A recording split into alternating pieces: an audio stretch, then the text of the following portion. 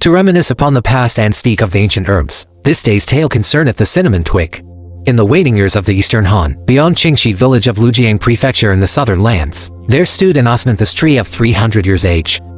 Its trunk so vast that two sturdy men together could scarce encircle it. Its branches stretched wide as a canopy, each mid-autumn's eve. Golden blossoms adorned its boughs and fragrance drifted afar. The scent could reach the town 10 li distant. Within the village, the elders oft sat upon the green stone beneath the tree, fanning themselves as they spoke that this tree was the guardian spirit of the western wind. Its branches bore the warmth of life. In bygone days there was a fisherman who fell into Qingxi River in the heart of winter. Frozen and breathless he lay. An aged herbalist broke tender twigs from the osmanthus, boiled them in water and let the fisherman drink. Slowly life returned and warmth flowed once more through his limbs. Since then the people named the tender shoots Gui Zhi, saying it was the soul of the osmanthus tree, able to drive cold from the marrow of the bone. Yet the choosing of Gui Zhi requireth wisdom, the elders would say. 3 years make it tender, 5 years make it old. The twig of the current year nourisheth best. Choose the fine branches born beneath the same year's sun. Too old and the wood groweth heavy, its essence faded.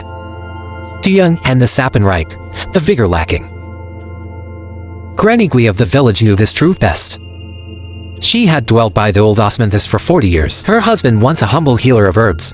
After his passing she lived by gathering cinnamon twigs, drying them to sustain her days. Each year at the winter solstice, she would climb her ladder and pluck the sunlit twigs, trim the leaves and cut them into small pieces, lay them upon bamboo trays to dry, then bind them tight with peach fiber cord. When a child caught cold and his nose was stuffed, she would boil a handful of Gui Zhi in water, add a spoon of red sugar, bid the child drink and sweat to drive the chill away.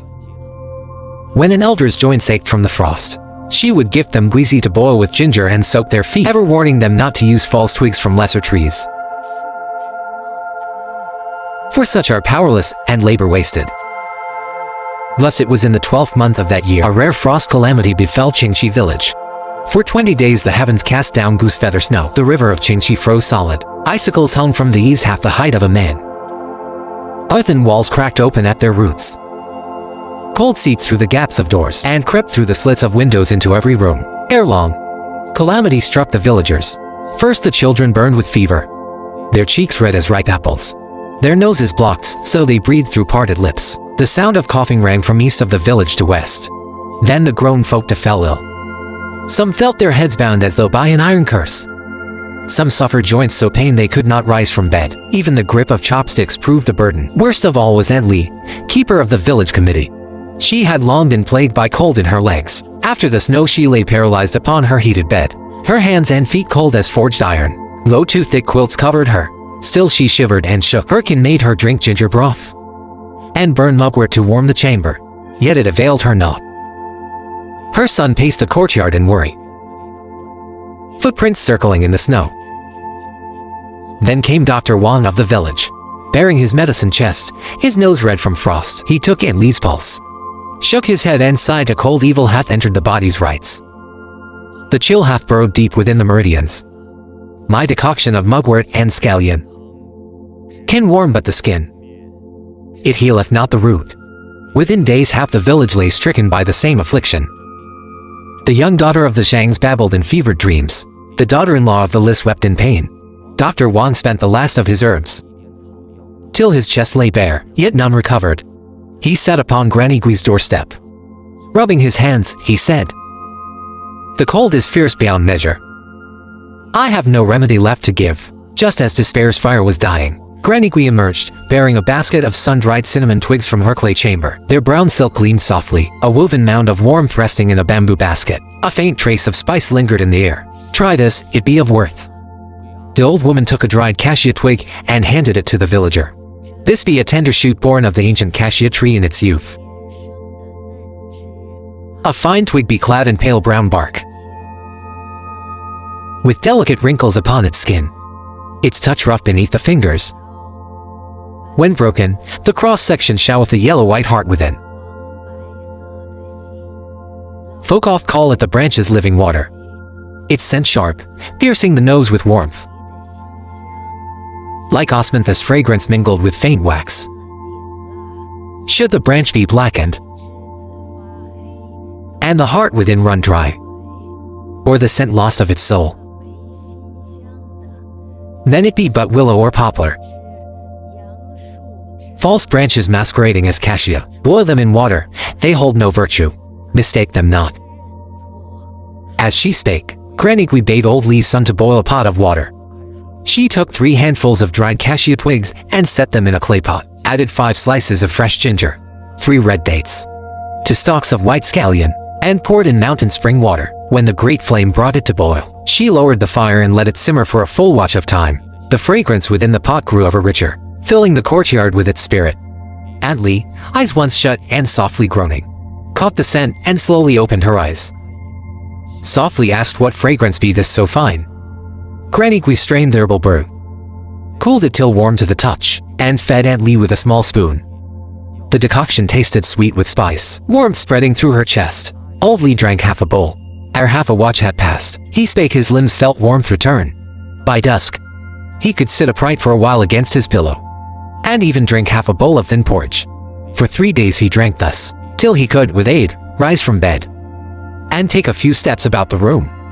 Seeing the cassia work true healing, villagers gathered round Granny Gui seeking twigs. So she brought forth all the cassia stored in her home and shared it freely among them. She parted the twigs into small cloth pouches and shared them among the folk, teaching each by hand how to use them. For those with fever or stuffy nose, boil cassia twigs with fresh ginger and white scallion, drink the brew, break a little sweat, and comfort shall soon return. As for aching joints, boil cassia in water and soak the feet therein, till warmth spreads through the body. For the elders weak in spirit, stew cassia with chicken meat.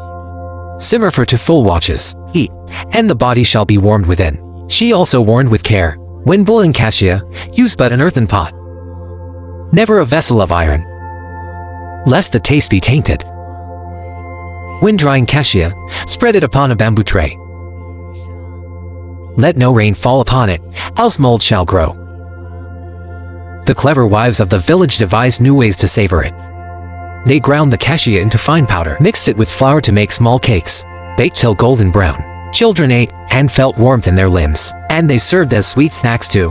When brewing ginger tea with brown sugar, add a few sticks of cassia. The sweetness and warmth carry the scent of cinnamon, loved by young and old alike. Half a month passed, and all winter sickness in the village was cured.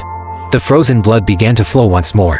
Cracks appeared upon the ice of their veins. Villagers returned to the fields for labor, and gathered beneath the cassia tree to chat again. Old Li's son made a wooden plaque in gratitude. Upon it he carved, "Cassia saves in need," and hung it above Granny Gui's door. The village head sought to raise silver to thank her, yet she waved her hand, and pointed to the great cassia tree at the village's edge. "This merit is not mine. It belongeth to this cassia tree.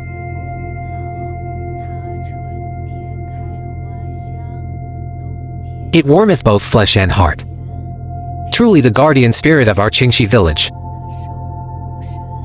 In time, the cassia of Qingxi became famed afar. Merchants from other lands came to seek and buy, yet they soon found that away from the ancient cassia of Qingxi, the brew lost a touch of its heartwarming strength. For the old cassia drew life from the stream beside it.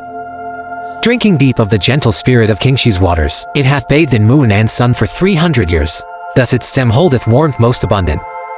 Even till this very day, cinnamon branch remaineth a treasure that warmeth life. In medicines for cold and fever, in remedies easing joint pain, its shadow is oft seen still. When one breweth ginger tea in winter, or steweth chicken broth with it, it addeth fragrance, and driveth cold afar. Some say the cinnamon branch is the limb that best knoweth warmth, bearing the gentleness of osmanthus bloom, yet holding the strength to repel the chill. It seemeth but a withered twig by the roadside, yet in the coldest of winters it warmeth the heart of man. As old Granny Gui oft saith, all herbs and trees bear a conscience. The cinnamon tree granteth its fragrance unto autumn, and its warmth unto winter. When we cherish its virtue, and use it with care, it shall guard us through the hardest of days. And if thou desirest to hear more tales, leave thy words beneath this tale.